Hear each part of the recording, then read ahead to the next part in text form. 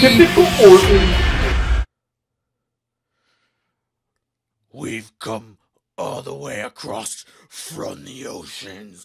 We're going to destroy everything you've got. We're going to take your women. We're going to enslave your children.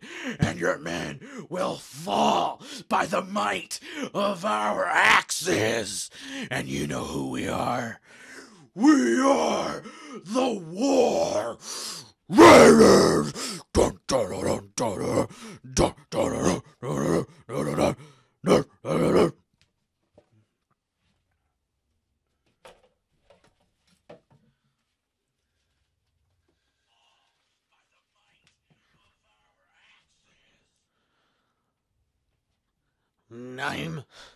I'm Vince McMahon.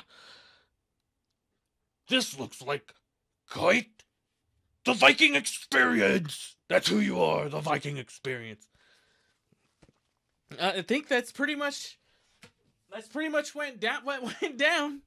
That's what went down at the Raw Superstar ShakeUp. I don't know if that's what you thought went down, but that's what I thought went down. And I got so excited about my opening little bit there that I got to play a War Raider that I forgot my marker. For my little visual aid over here that we got for the Raw Loaf tonight. So yeah, April 15th, tax day, the worst day in American history. We got the Superstar ShakeUp going on. So what we'll do, we got the Raw side over here tomorrow. We'll leave this up here so we can see and review tomorrow what's going on with the Superstar ShakeUp. So it's kind of a weird start out for a Superstar ShakeUp, I thought. For the first 10 minutes, they didn't really talk about it that much. We don't even know really what's going on. At least I didn't know. I do know that The Miz came out and attacked Shane after Shane, he got some pretty good boos. Turns out CM Punk is still like a thing. Could be good, could be bad. I think in the long run, it's going to make him a lot of money. Ooh, that feels nice. And who ever thought an axe would be a fan? Woo! Anyway, so, yeah. Stephanie and Shane came out. He had Mike Rome do a pretty good introduction. I don't know if I can stay on par with Mike Rome.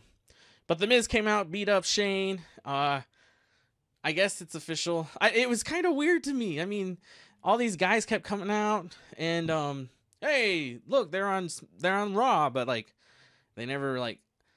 I mean, is that all you have to do to be on Raw? Is just show up on Raw, I guess. But, so yeah, The Miz bled. I'm not quite sure when he started bleeding, but he bled. So let's write The Miz up here. Miz.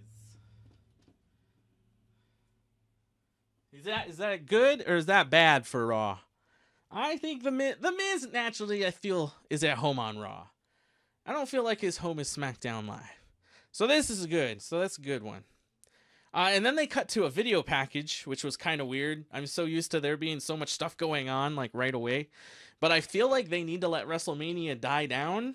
WrestleMania was 2 weeks ago now. It's like, okay, I know you spent a lot of money on it. I get it. But it's like, you keep cutting back to WrestleMania. Okay. Good job, guys. You got WrestleMania done. So... let's leave it alone. And then, okay, so next out, they had an 8-man tag match. Ricochet, Alistair Black, Ryder, Hawkins, The Revival, and everybody's new favorite tag team, the Viking Experience. It was either Igor or Ivor or Ivan or something, and Eric. Wow. I don't know. Are these the two same guys from the NXT? Because I swear there's a team called the War Raiders there. And I don't think that Rowan and Hansen know about it, but they were on Raw, I guess. I don't know. Maybe it wasn't them. Maybe it was that terrible movie called Us. Maybe it was their doppelgangers. They got summoned up from down below. And yeah, let's see. Okay, so I don't know. I mean, does that mean Ricochet and Alistair Black? Ricochet. I'll just put Alistair Black. Is this going to be their home now on Raw? I don't think they work really great together, but I don't feel like they're a great tag team. Like, oh, that sounded just stupid. I don't know. They just don't. They're too different. They're just two different guys. They're too different to be together. Maybe opposites attract. I mean, they've had like 8 chances to win the tag team championships, and they haven't done it. So it's like, okay, guys, take a hint. Oh, and the NASA shirt, by the way, I thought was funny because whoever came up with the Viking Experience must have been so high they were in outer space. That's why I chose my NASA shirt for the night. So, the Viking Experience got the win tonight. Oh, do I write them down on here?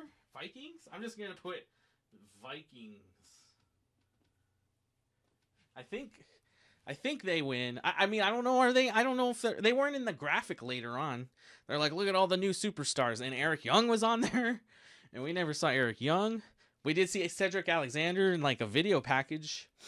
I don't know. It's just like it's the few years in the past when they've done these, they come out and they're like, oh yeah, we announced on our website this person's on Raw. We announced on our website this person's on Raw. We announced on Twitter this person's on Raw. It's like, can't you just announce them on TV? It takes like 5 seconds. Not even 5 seconds.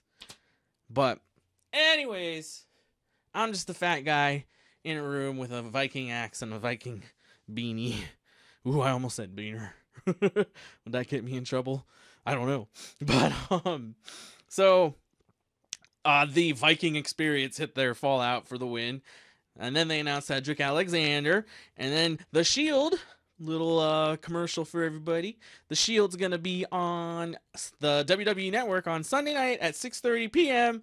Pacific time, so that's 9:30 Eastern time. I'll probably live stream while that's going on and see what that's all about, but we'll see. Next up, we had Finn Balor versus a choosing of the McMahon family. Okay. And it happened to be the Latin Experience, Andrade and Zelina Vega. And Andrade told us his best French, which I'm sure was French. I took 2 years of high school Spanish. Sounded awfully a lot familiar. If you know what he said, please leave it in the comments below or in the chat below. So Finn's knee got hurt, and you're like, oh no, he can't hit his coup de grace or coups de grace or whatever they called it a couple weeks ago. But I will say the one thing I love about Andrade is that hammerlock DDT, man. That's whew, good thing I got my fan here. Whew, feels good. But he hit that hammerlock DDT for the win. I guess he learned a lot of good moves from his new, I don't know if it's his girlfriend or not. Who knows? But if the Viking Experience had to say, they would just be like, we're coming to get your woman, Andrade. But the Viking Experience, and I'm just going to keep saying it because it's so much fun. I hated it at first, but now I've said it already like 10 times in 5 minutes. If I guess it's one of those things you say more often, maybe it's more fun. Maybe that's why Vince McMahon chose it. But yeah, he dated Charlotte at the Hall of Fame, if that's a thing. And now Andrade is back, and he just beat the Intercontinental Champion. What's going to happen soon with that? I bet he gets a match. So Elias comes out, and he's trying to do his concert. Dang, I got a guitar. Can't play it. So I could be as good as Elias. And he comes out. Maya says, "Who your hockey team didn't make it to the playoffs." And yep, everybody remembers when him and Kevin Owens got booed so hard at Seattle. And they couldn't even read their lines. They were trying so hard to pretend they weren't getting booed, which is the weirdest thing I've ever seen in wrestlers ever do, is like ignore boos, but I guess that's what they do nowadays. So he was like, nobody's going to interrupt me. And of course, Rey Mysterio comes out, gets interrupted by Rey Mysterio. And Elias gets beat away. And then Lars Sullivan comes out. And if you haven't watched that Vice documentary on Bruiser Brody, it's on their YouTube channel. You don't even have to have their channel. Brody came out. Oh, wait, hold on. I'm sorry. Yeah, watch that on Vice. Just go to Vice. Just type in Bruiser Brody. I think it's like the first thing that pops up on YouTube right now. I got it right, Andrade. Sorry. Andrade. Or some people call him Andrade. He's like Gatorade Andrade. But then Lars Sullivan, who, yeah, like I said, he could be the next Bruiser Brody. Lars Sullivan comes out. And man, Rey Mysterio put up his body. He put up his body on the line against Lars Sullivan. Beat him off a little. Yeah, he beat him off. That wouldn't be a family show, children. Don't ask me what that means, by the way. But Lars Sullivan, of course, got the upper hand. Hit him with the freak accident. I love the freak accident as a move. Lars Sullivan is kind of a prick, as Kane would be. But what I like about the freak accident is that he could do it from the top rope. Could you imagine Lars Sullivan just taking, I don't know, let's see who we got up here. We could take Andrade up to the top rope and just, but we don't even know if Lars Sullivan is on Raw, so whatever. This is the weirdest superstar shakeup ever. So next up we have Bobby Roode and Chad Gable. If you remember, like a couple weeks ago, they were super angry. They said, we're going to do everything we can to win now. And then they haven't been winning as it went on tonight. And for a second there, I thought they had changed their name to the Usos. Because while they were talking, it said the Usos along the bottom. So if you don't know about video production and television production, there's two people that like control that. You have the director. I'm going to go off topic a minute here. But you have your director, and then you have a technical director that's manning like the switchboard. So the director basically gives all the commands. The technical director like has this big old thing in front of him, and he just hits the buttons, and he basically he puts up on the screen, and he does the fades and all that stuff, and gets video packages ready for when the director says go. Then the technical director like makes it happen. And I feel like they hired a new technical director tonight because there are quite a few problems. Or maybe just everybody was just so under the Viking experience that they just couldn't handle the night, man. It was so great. People on Twitter, like 30 minutes after Raw had started, oh, I can't get over this Viking experience, which I get. It was hard to focus on the match. You're like, the Viking experience? Okay. If you have any opinions on the Viking experience, just put it in the chat or in the comments, because I want to hear about them.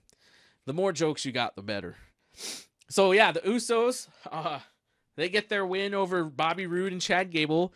Seems like if you want a victory, after victory after victory, don't be EC3, but do a brand switch. I think everybody who switched brands got a victory. So that's, I guess, the thing to do when you're a superstar in the WWE. You just change from Raw to SmackDown. During the Superstar Shakeup, you get a win.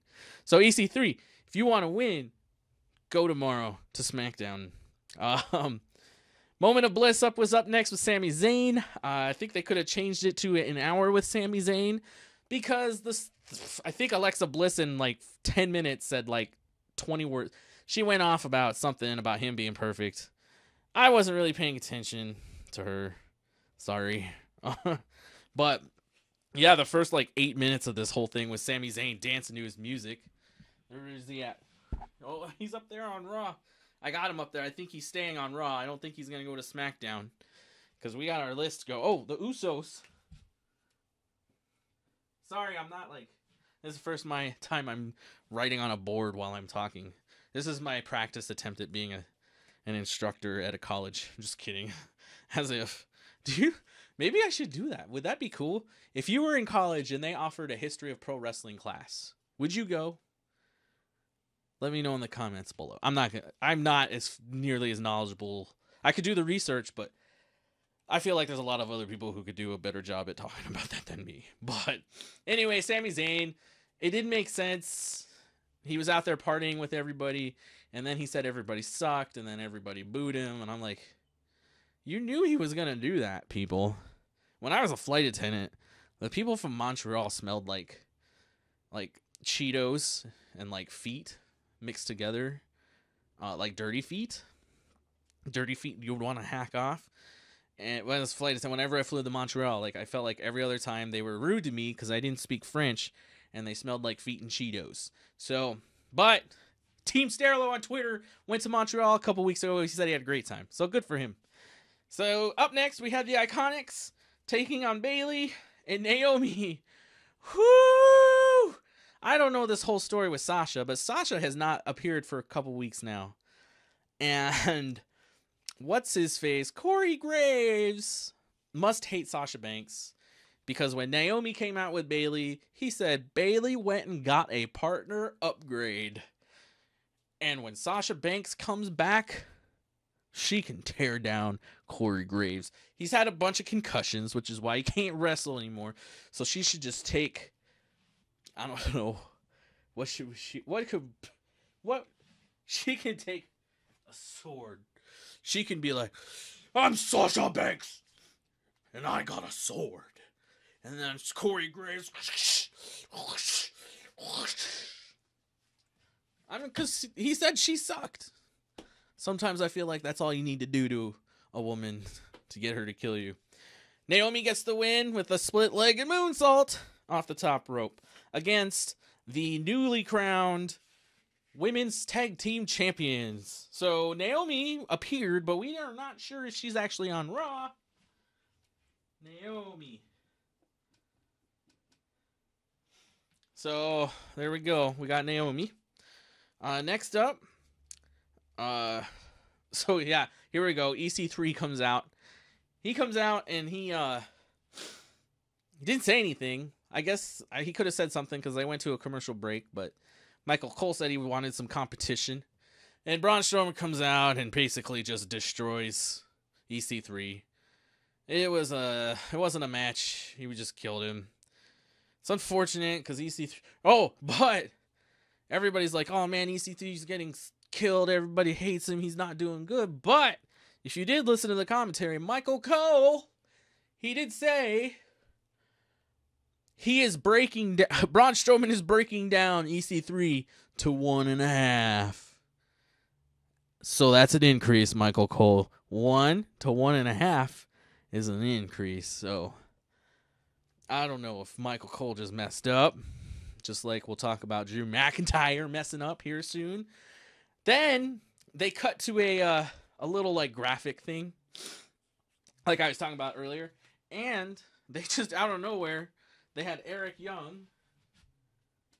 We'll just put E Young. If you're familiar with Eric Young is a wrestler, and he was on Insanity from NXT. They went to SmackDown, and now I guess they broke up in Insanity or Sanity, and we didn't even get to see him. They just showed his picture. I guess that's better than what there will be some other moves, I'm sure, like in the past years where you have to go to a website to learn the moves, which is weird to me. But next up, we had Becky, and Viking Experience. I don't think they weren't even on the picture. I don't think. Just Corey Graves was like, oh, don't forget about the Viking Experience, the champions of NXT, who is not the Viking Experience, but that's what happens. My favorite, you know what I think is gonna happen? I think Velveteen Dream's gonna get called up, and he's gonna be called the Malcolm X Factor. Malcolm X Factor, formerly known as Velveteen Dream. So let's see how that works out. Becky Lynch then comes out after Braun Strowman gets done destroying EC3. He looks at her, she looks at him, she looks at EC3 who's through the stage, and she's like, She's like, I don't know if I could do that to somebody, because she's the weirdo. But she goes out to the ring. She has a match against Ruby Riott. They go at it back and forth for a while. She eventually gets the disarmer. And what I did not understand, I didn't understand. The ref saw the Riot Squad. So Becky had the disarmer on Ruby Riott. Sarah Logan and what's her face? Lily Morgan. Is that her name? I feel like that's not her name, but I think that's her name. Lily Morgan? Anyway, so they reach in and they pull Ruby out, and the ref's like, stop that, as though like they did nothing serious. Didn't kick him out, didn't disqualify anybody. That ref deserves to be fired. They need to hold these refs at the WWE a lot more accountable, because the refs are like so incompetent.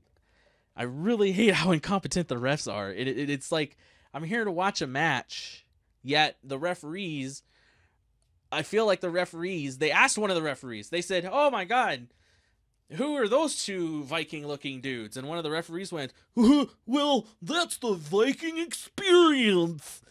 And so they were like, oh, well, go out there, Viking Experience. Oh, well, okay.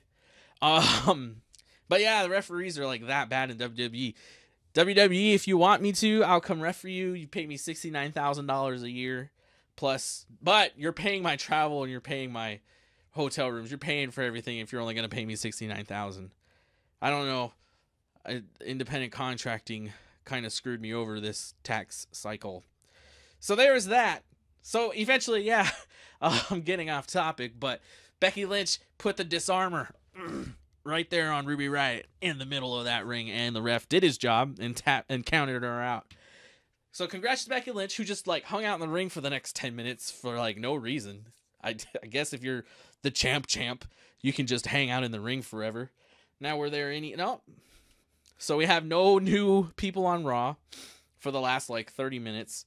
And then Natalya comes out and she goes off. And I feel kind of bad for Natalya in a way, but not really. Because she's on the microphone and she's talking a little bit better than Dana Brooke. Dana Brooke doesn't talk, she reads. Not to hate on her, I don't know. Just she sounds like she's reading. But she says, because I'm the best there is, the best there was, and the best there ever will be. And the crowd was like, chirp, chirp, chirp, chirp, chirp, chirp, chirp, chirp. And I was like, oh, man, sorry there, Natty. That didn't work out too well for you. And then, oh my God, Lazy Evans comes out. They call her Lacey Evans, but she's lazy. In 4 months, she did 4 minutes of work. That's lazy. And she came out, and then she said something, because she's Southern or something. And then she had a match against Natalya, winner's #1 contender for some reason. And, I mean, there weren't, I don't know. And then, all I remember in the end, oh yeah, Lazy Evans did head her men's moonsault. Ooh, could you imagine? Hold on, we're figuring a new move out here. What do you think of this move? It's a moonsault by a woman, but it's called the menstruate salt. Dang! And then like just for effect, they put like ketchup packets like in their padding or in their tights and stuff, like right there, or they put it right here in the belly, and then when they hit the menstruate salt, boom, blood shoots out everywhere. I saw this movie yesterday called Unplanned. Oh, that movie is rated R because of the abortions. I will leave it there. And not to get off topic, but so Lazy Evans comes out. She beats Natalya with the women's right and then her menstruate salt for the 1, 2, 3. Oh, and the thing is, they did it again. These wrestling crowds in the WWE just chant, "You deserve it" to everybody. No, duh. Becky Lynch deserves the championships because she pinned the champion. I don't know why they got to keep reminding her she did that. Anyways, I wrote 5 years down. What was that for? I do not remember. Oh, yeah. Oh, that's another thing I hate about Lazy Evans. She was 5 years in the Marines. That means she's an imperialist. Imperialists deserve to be booed all the time. Ugh. Wait until she comes here to Vegas. She's going to get booed so hard from me. She's going to think she's the Viking Experience. So Seth and Roman are backstage. Little Chuck down there. That I think Seth called her Little Chuck. They said, "Who's gonna be your third partner?" And then the dressing room door opens, and then it freezes for like literally a half second. Like everybody's like, "What?" and then they shut the door. It's like, oh, we could have had a third person reveal right there. But nope. Then we go, and it's basically the start off to the Drew McIntyre. Oh, Drew McIntyre, Lashley, and Corbin were backstage with Lio Rush. Drew McIntyre said, I don't know if it's going to be Seth Rollins. And I was like, he is in the match already. So they come back from commercial. They have another weirdo vignette like the bird or the dinosaur. Nobody's not really sure. Some people say it's a buzzard because some people say it's Bray Wyatt, but we'll see. But then they had Annabelle, and I don't think Bray Wyatt has anything to do with the movie series Annabelle, the Conjuring series. So the bad guys get out to the ring, and then Roman Reigns, and then Seth Rollins comes out. And who is our... oh, wait, did I miss anybody? I've just been, like, angry about stuff. Oh, Lazy Evans. Lazy Evans. So Lazy Evans is out. And I think that was it. So there, I don't know if... well, the thing is, we don't really know if all these people have, like, switched brands. And then everybody we saw tonight, we don't know if they're going to be on SmackDown Live tomorrow. This is all, like... I might as well just put my head into a big popcorn machine and just let the popcorn hit. Or let the popcorn, like, pop. And let it pop all over my face. Because that's about as confused I was. So we come back, and who is the third to deliver a great 6-man tag match right there on Monday Night Raw? No one else but AJ Styles. Good for you, AJ Styles. That's about all the best I can do with my hands being full of stuff. So yeah, they had a pretty long match there at the end. They went for about 15 minutes or so. AJ Styles ends up getting the pin for the win. Think everybody saw that coming, because as it turns out, it seems like that if you switch brands, you get to win at your job. So Kurt Hawkins didn't have to win at WrestleMania. All he had to do was wait till the Superstar Shakeup and then change brands. I think he changed brands without the Superstar Shakeup, and that's why he didn't win the other time. So what did you think about Raw? What did you think about the Superstar Shakeup? Let me know in the comments below, or we're going to be live here for another probably 2, 3, 5 minutes. Here's the time where I talk about the Raw Loaf Live. Use this hashtag. As soon as I get another way to set up another phone or something around here, I'm going to try to keep that live for people who can't leave comments in YouTube for some reason. Make sure to follow me on Twitter at The Raw Loaf, or you can do it at Facebook /The Raw Loaf. I'm doing this Monday and Tuesday, and probably, I mean, I want to do more like off live. It's kind of fun doing it live, especially when people chat, but it's a lot less work on me. I don't have to edit for 10 hours. But here we go. This is our first trivia. I was back home in South Dakota a few weeks ago, a couple months ago now, and I found my old WWE trivia bin. Trivia cards. So here is the trivia question. There are no prizes right now, but eventually there will be prizes. So this is your chance to practice. And I have no way to tell if you're going to cheat and use Google, so go ahead and use Google all you want.